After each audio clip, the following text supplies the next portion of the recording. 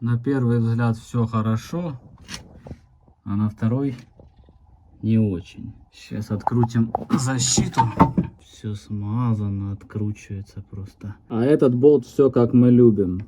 13 нет, 14 нет, 15.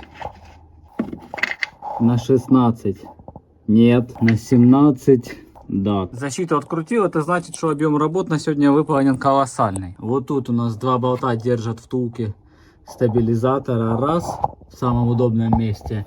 И второй два. Скобу откручиваем их, меняем втулочки. Кто тебя создал такую? Понятное дело, что можно поддомкратить рычаг, привод уйдет вверх, и у нас освободится болт, но это надо делать. А кто это будет делать? Кайф, да?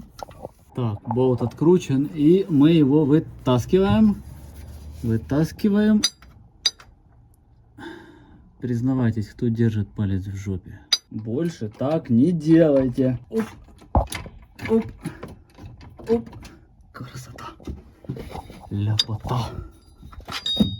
Теперь надо снять вот эту скобу вместе со втулкой. Это не сильно удобно, учитывая то, что стойка стабилизатора находится на месте. Голос выше сказал открутить и левую сторону, но не сказал зачем.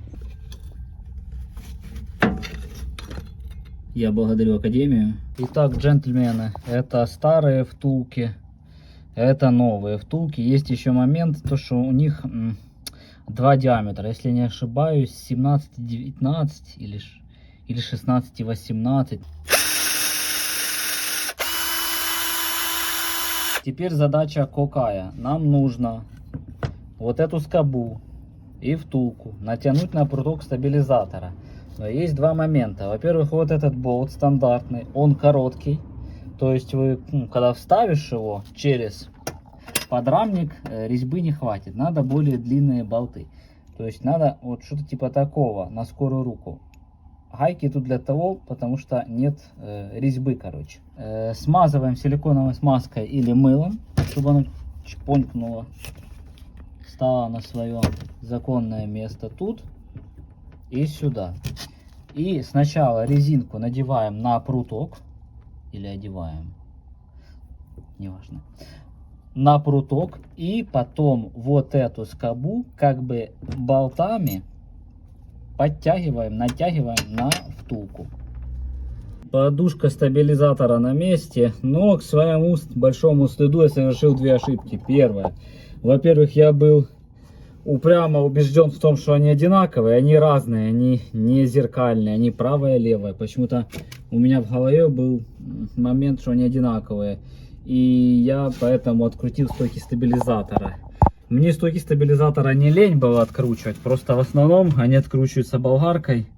Так и получилось. Одна стойка стабилизатора, там порвался пыльник, ну в общем надо будет ее менять. Удаляем раненую стойку стабилизатора из этого поля боя. Вот так вот, плюс гайковерт или болгаркой удаляется лучше всего. Красота. Заднее колесо, проблема с тормозами. Следующий характер. Вращаем колесо, все хорошо. Особенно все хорошо после ручника. Но стоит пару раз надавить на тормоз. Опа. Ручник опущен, на тормоз надавил. Слышно, подтирает, да? Это из-за колеса. Сейчас я колесо скину. Оп, трет. Фишка в чем? Такая же ситуация была на той стороне.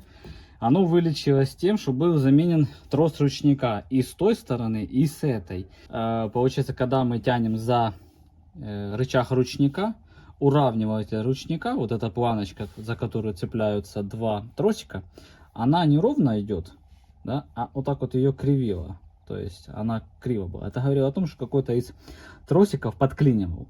Новые пружинки, новые колодки были. С той стороны цилиндр поменял новый.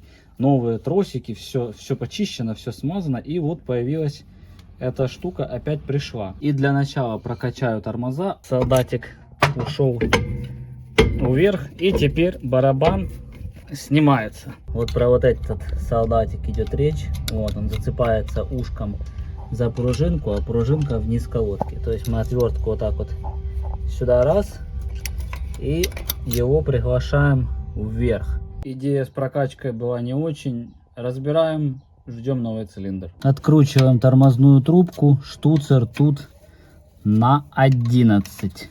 Снимаем тормозной цилиндр. Открутил я ступицу. Это 12-гранная головка на 30. Думаю, скину все колодки. Только убрал одну пружинку и заметил интересный момент. Во-первых, вот этот солдатик, его постоянно косит. Вот он неровненький. Тут так, а вот тут все хорошо. Плюс, если мы возьмем колодку, она сидит мертво. Вот эту пружинку попустил. А здесь и с пружиной, здесь была пружина, было то же самое. Я склоняюсь к тому, что вот эта планочка, вот эта ржавенькая, она трошки кривенькая. Вот видно, она влево уходит.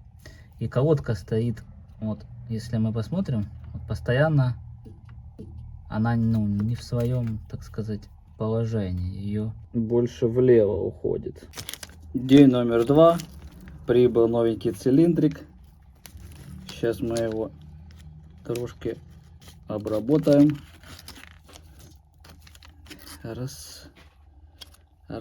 Я не стал реанимировать предыдущий.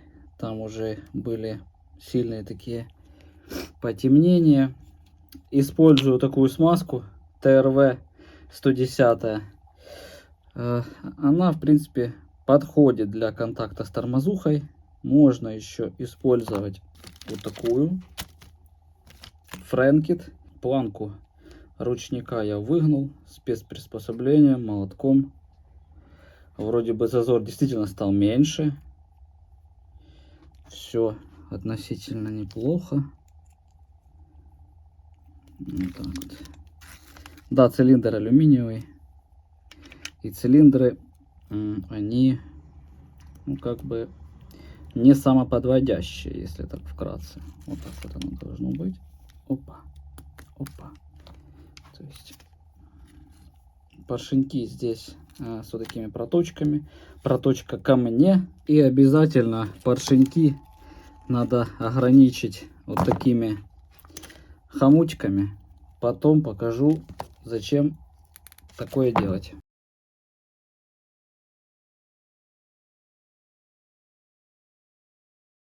Поэтому хомут обязательно, потому что сейчас бы оно все могло вот так вот туда уйти куда-то.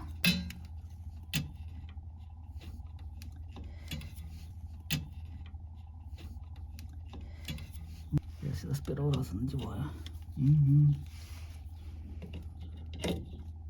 Поправляем вот так, иди сюда. На видео оно все будет одним дублем, 100%. 100%. Пассатижи не очень, 100%. Сколько ж вы меня подводите, позорите меня постоянно. Можно, да, это плевое дело. Кстати, джентльмены, тут уже люфта как бы нет. И тут его и не было. То есть колодка очень даже неплохо так стоит. Голос свыше сказал мне 70 ньютон. Плюс 30 градусов до ворот. Ступицу. Вот тут мы вычищаем. Это задающий диск под датчик АБС. Отсюда считываются обороты колеса. Плюс почему смазать? Потому что здесь нет никакого сальника. Оно как бы вот так и вот так. И на этом все как бы. Опа. Накидываем барабан. Все на месте, все нормально. Прокачивал тормоза при помощи вот такой вот приблуды. Это с Алиэкспресса. Наконечник, обратный клапан, доработанная бутылка. И, ну, в одно лицо это, ну, это реально, это удобно. Не надо никого просить, приглашать, быть должным. И выглядит это вот так вот. Вот так вот. Поставил колпачок, дважды перепроверил затяжку гайки. И после этой процедуры я бы хотел трошки попустить ручничок. Вот такой звук. Еще очень сильно были скрипы в подвеске. Я думал, это сайлентблоки балки. А на самом деле это я уже тут зачистил и ВДшкой брызнул. А оно, вот этот замечательный буфер, он тупо скрипел, репел жутко. Причем, когда машину не вверх-вниз, а со стороны в сторону раскачиваешь. Торкс Т15 или Т20. У меня тут их пара. И вот здесь у нас... Ну, по-нормальному лучше, конечно, снимать все это. Вон там гаечка на 10. Мы аккуратненько подлазим, желательно накидком с трещоткой.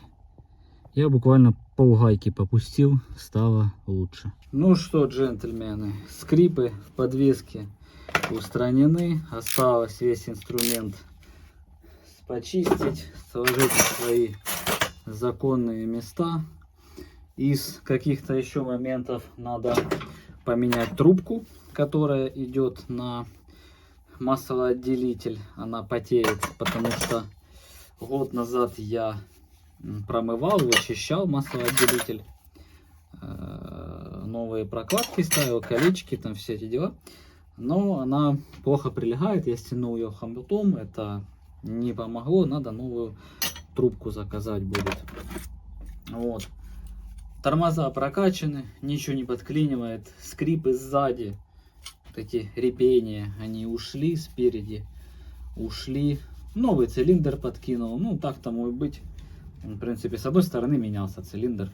В прошлый раз тоже прокачивал, колодки менял, прокачивал тормоза и тоже крякнул, короче, цилиндр. Вообще, меняйте колодки, надо хотя бы один цилиндр на этих тормозных системах иметь, потому что часто даже просто поршеньки вылетают.